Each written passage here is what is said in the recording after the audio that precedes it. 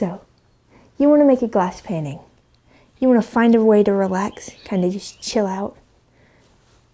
Well, I'm a decent artist, and I can kind of tell you how to do it. Kind of? Maybe. Kind of. So yeah, this is a tutorial on how to do a glass painting. Okay. Part 1's complete. Here we go.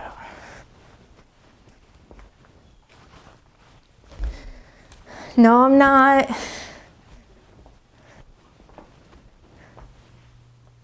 Yes, I am.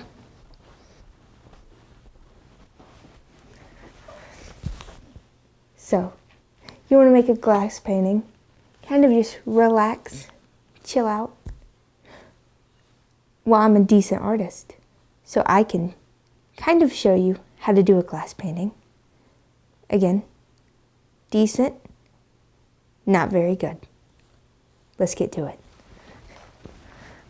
Okay, let me go ahead and...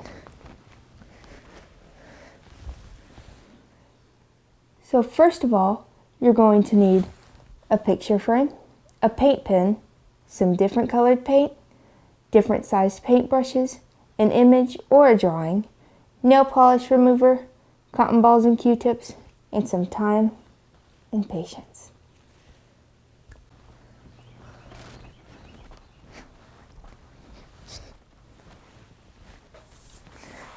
So first of all, you're going to want to find an image. I recommend doing one that's on your drawing ability. I just print mine out and trace them because I can't draw. But if you do that, you're going to want to make sure that your image is flipped horizontally. Because if it isn't, then it's going to look backwards on the final painting. So let's say you have words. If you do the words and don't flip the picture horizontally, then guess what? The word's going to be backwards. That was a lesson. I love Here we go.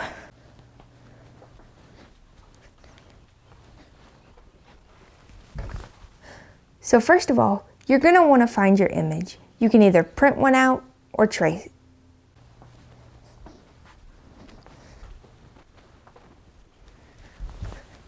So first of all, you're going to want to find an image. You can do this by printing one out from online, or you can just draw one. I choose to simply print stuff out.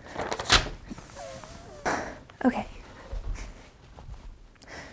So first off, you're going to want to start with an image. So you can either find one online and trace it like I do, or you can draw one. But you have to make sure that no matter how you find your image, you're going to make sure that it's flipped horizontally. This is because if you have words in your image, it's so they won't be backwards. So if this wasn't...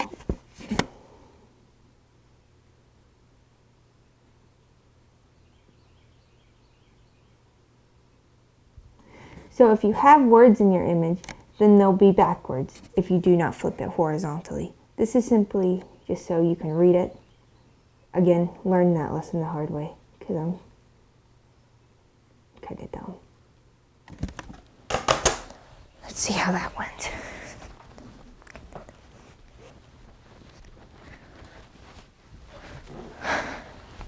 So for starters, your first step would be to find an image. You can either find one online or you can just draw it. I usually find mine online and print it out and trace it because that's easier for me, but you can do whatever you want. You just have to make sure that your image is flipped horizontally, because if it's not, then the words on the image will be backwards, and the image will just look backwards even if you don't have words. It will look very funky. I learned that the hard way, unfortunately. I'm editing out that thumbs up, but that sounded a lot better than it did.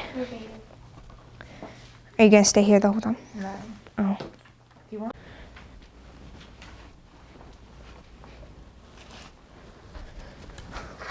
When you do your details, you're just going to want to take your time. You kind of just have to work. I usually have to do small little details with tiny paintbrushes. It's going to take a lot. It's going to take a little longer to do your details than the outline, because you might have multiple layers of details and you just have to wait for the paint to dry, which is going to take a bit period of time. So just have some time and patience while you're doing your details, and then once you finish that up, you can go ahead and do the background, which for me is mainly just painting the entire thing white. So okay, one more. Jesus Christ, one more.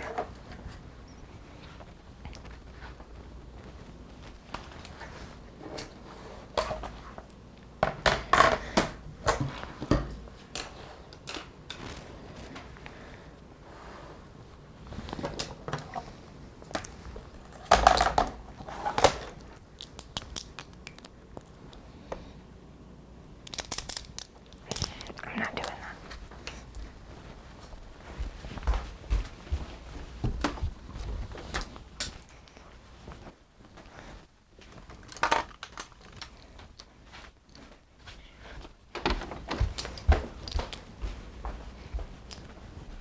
And then I'm going to say, if you do mistakes, you're going to need nail polish and cotton swabs.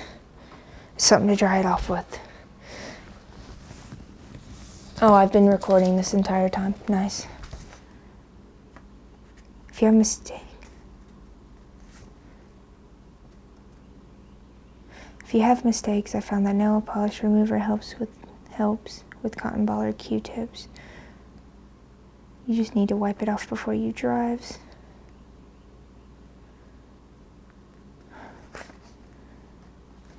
Okay. Are you bothered with me at this point? No.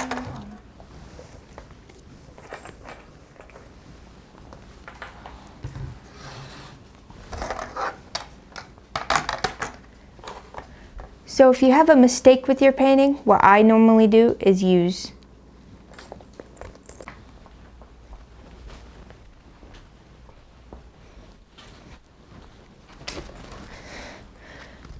So after you went ahead and finished up your outline and everything, you're going to want to start with your details. Doing your details on a glass painting is the opposite of how you do it on like a canvas or something like that.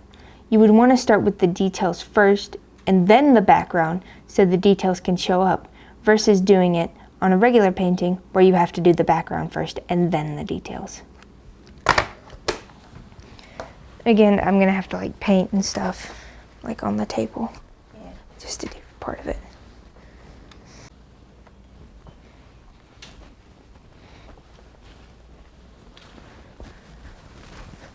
So your next step is going to be to start tracing your image. I usually have it with a black outline, and I just do it with a black paint pen because that's a lot easier for me. But you can also use colored paint pens to trace out your image if you have a colored image without an outline. You could also use just a tiny little paintbrush and some black paint to do it as well. But as someone who has had to do small, tiny details with a tiny paintbrush and paint, it's kind of difficult, but you know, if you like the challenge, then go for it. I'm sure someone would find that fun, but if I have to do it for hours at a time, I don't find it very fun.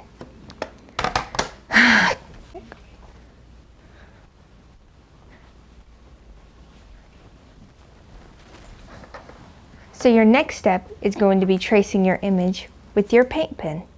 I usually do images that have a black outline just because it's easier to trace, but you can also use different colored paint pens, or you can just get a very, very small paintbrush and just paint on the details yourself. I've had to do that and it sucks. It's painful. I have to do little lines for hair and just tiny little dots. It's not a fun activity, but if you want to do it the hard way, then that's on you. It's hard. That's all I have to say.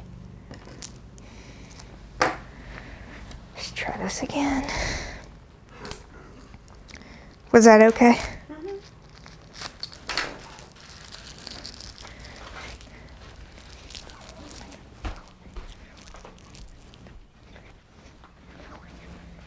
I just feel like I'm not being very concise enough. Like my flow is a little funny. Right. Do you think that's the same thing, or Yeah. should I redo it? No, maybe that part. Okay, I don't know. then we can redo that.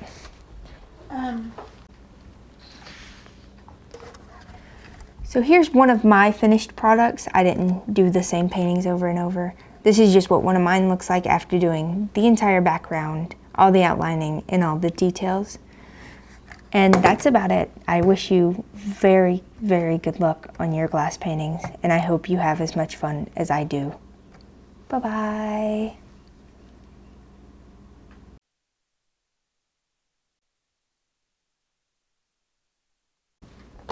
So if you have any mistakes with your painting, what I normally do is use nail polish remover to get it off.